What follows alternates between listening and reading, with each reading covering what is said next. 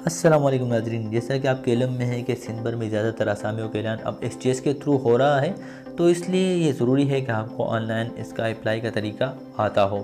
सबसे पहले आपने एसटीएस के पोर्टल पर जाना है, जो कि स्क्रीन पर आपको नज़र आ रहा है इस तरह, और उसमें फिर आपने क्रिएट अकाउंट पर क्लिक करना है। यानी आप चूँकि पहली दफ़ा लॉगिन करेंगे तो आप क्रिएट अकाउंट पर क्लिक करेंगे। यहाँ पर आपने पहले खाने में अपना मुकम्मल नाम कैपिटल लेटर में मार्कशीट्स के मुताबिक, शनाख्ती कार्ड नंबर पर दर्ज करना है, mobile number, email address, password और सेंड ओटीपी क्लिक करना है।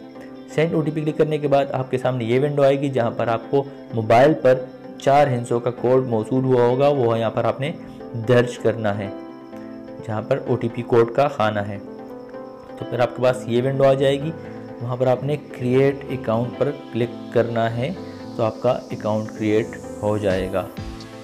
इसके बाद आपके सामने दोबारा लॉगिन की विंडो आएगी। यहाँ पर आपने अपना शनाख्ती कार्ड नंबर और पासवर्ड दर्ज करना है और लॉगिन के बटन पर क्लिक कर लेना है, तो आपकी जो प्रोफाइल है आपके सामने इस तरह नज़र आएगी। यहाँ पर आपको इसमें आपको दिखाया गया है कि क्या क्या डॉक्यूमेंट्स आपको दरकार हैं और तमाम डॉक्यूमेंट्स जो करेक्ट रहेंगी वो आपको दिखाया गया है। 1 MB से कम स्पेस ले रहे हो, तस्वीर बिल्कुल फ्रंट से ली गई हो, आपको सेल्फी प्रोफाइल का ऑप्शन अलाउ नहीं है।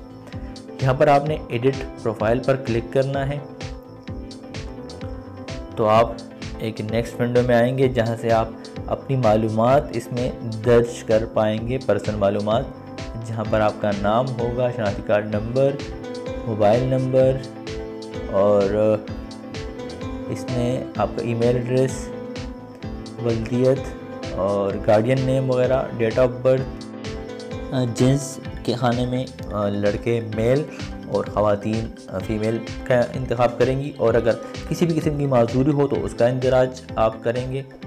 और इसके बाद आपका एड्रेस इंफॉर्मेशन का पोर्शन आ जाएगा, जिसमें आपने अपने डोमिसाइल का ज़िला दर्ज करना है, ये इंतहाई अहम है।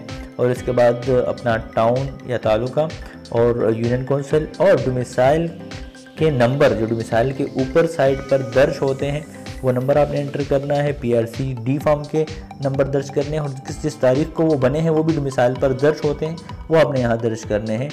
और इसके साथ ही डोमिसाइल आपका डुप्लीकेट तो नहीं है, उसके अंदर दर्ज करना है, और अपने एड्रेसेस लिखने हैं। और ये बात भी वाज़ेह कर दूं कि एड्रेस आपने सिंगल ही लिखना है, पोस्टल एड्रेस और मेलिंग एड्रेस जो आपका मुस्तकिल पता है वो भी आपने सिंगल ही लिखना है।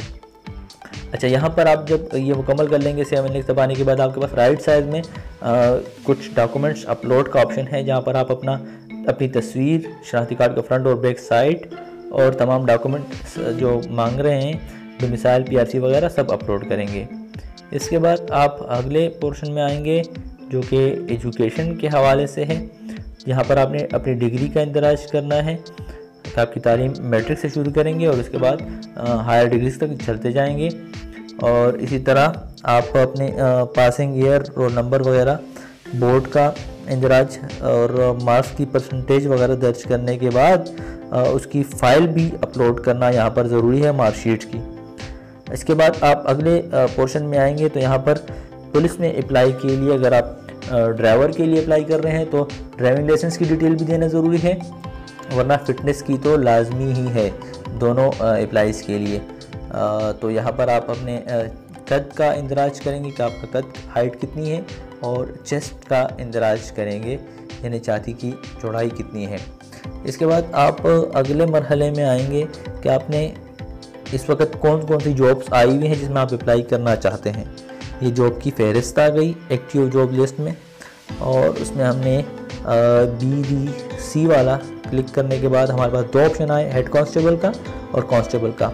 इसमें तमाम तफसील दर्ज है कि आप मैट्रिक पे अप्लाई कर सकते हैं इसमें। तो हमने कांस्टेबल वाले पे अप्लाई पर क्लिक किया, हमारे पास ये विंडो आ गई, हमने तमाम शराइत को पढ़ा और एक्सेप्ट एंड सबमिट पर क्लिक कर लेना है। तो हमारे पास ये ऑप्शन आ जाएगा कि आपकी अप्लाई हो चुकी है। अब हमने एक्टिव एप्लीकेशन यानी जिस एप्लीकेशन पर हमने, जिन जॉब पर हमने अप्लाई किया, हम उस ऑप्शन में जाएंगे और यहाँ पर अपनी डाउनलोड चालान ऑप्शन यूज़ करते हुए अपने जो बैंक चालान है, जो फ़ीस है, उसको डाउनलोड करेंगे। ये हमारे पास स्लिप आ गई जो हमने बैंक में जमा करनी है। एलाइड बैंक में भी जमा हो सकती है और MCB में भी। और फ़र्ज़ करें अगर बैंक आपकी फ़ीस वसूल करने से माज़रत ज़ाहिर करता है या कोई ऑनलाइन या कोई और इशू बताता है, तो आपको स्क्रीन पर इस वक्त स्टेट बैंक की हेल्पलाइन का नंबर नज़र आ रहा होगा। आप इस पर शिकायत दर्ज करें और उनको बैंक और ब्रांच कोड बताएं कि मैं इस बैंक में फ़ीस जमा करना चाहता हूं और ये मेरी फ़ीस नहीं जमा कर रहे। तो स्टेट बैंक का अमला डायरेक्ट बैंक के नंबर पर उनसे रब्ता करके उनको आपकी फ़ीस जमा करने का कहेगा, क्योंकि आए रोज़ हम ये मसाइल फेस करते हैं और अक्सर तलबा तालिबात और उम्मीदवारों को इस हवाले से मुश्किलात पेश आती हैं।